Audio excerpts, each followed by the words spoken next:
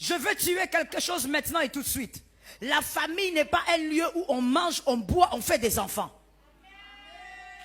Cet amen est bizarre. Même si tu te sens concerné, donne un amen que tu guérisses. La famille n'est pas quel lieu tu es là. Tu manges, tu bois, tu grossis, tu grossis. Voilà pourquoi vous les jeunes célibataires, quand vous vous mariez, vous pensez que le premier compliment qu'on doit vous donner, tu as grossi.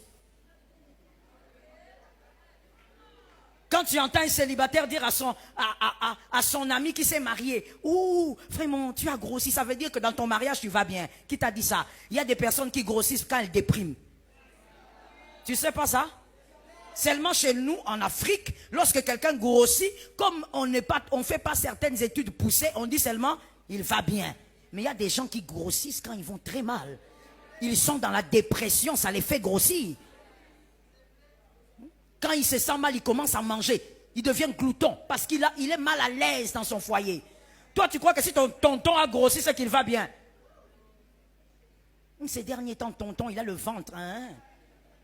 Il faut faire la dimension du cercueil déjà avec tout ça là. Parce qu'il est tellement mal comme il est là qu'il risque de mourir par surprise.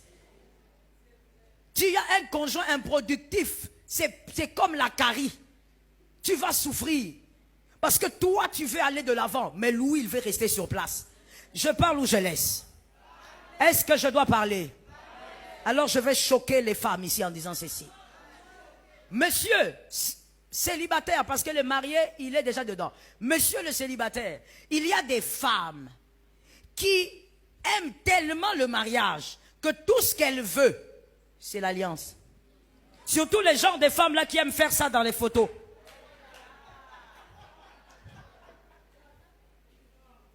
Ça choque, hein?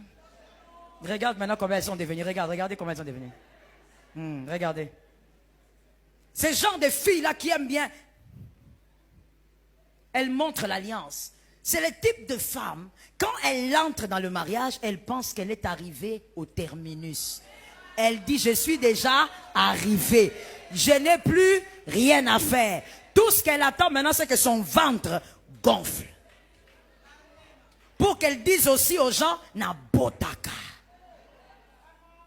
Si tu es capable d'être féconde physiquement, sois aussi féconde dans ton intellect.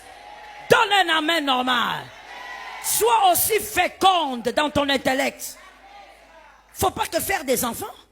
Mais il y a malheureusement des femmes comme ça. Dès qu'elle entre dedans, c'est fini. Et tu verras ça même par son accoutrement. Elle commence à s'habiller comme sa grand-mère. Tu regardes les pagnes qu'elle a portées. Tu regardes, tu dis, mais cette pagne vient d'où? Ça vient de... non. Donc, par ces pagnes-là, elle va te démontrer qu'elle est née à l'époque du maréchal. Des pagnes antiques, anciens, qu'on ne voit même plus sur le marché. C'est ce qu'elle elle va porter le matin, elle va acheter le pain. Qui t'a dit que pour aller acheter le pain, il faut être sale? Je ne sais pas si ça vient d'où. Qui t'a dit que le matin, pour travailler, il faut que tu sois sale? C'est-à-dire que le travail ménager, ça match avec la saleté. Je ne comprends pas cette logique. Tu es sale, mais tu travailles. Tu es sale, mais tu arranges la maison. C'est quelle logique? Si tu arranges la maison pour que ça soit propre, toi, d'abord, commence par être...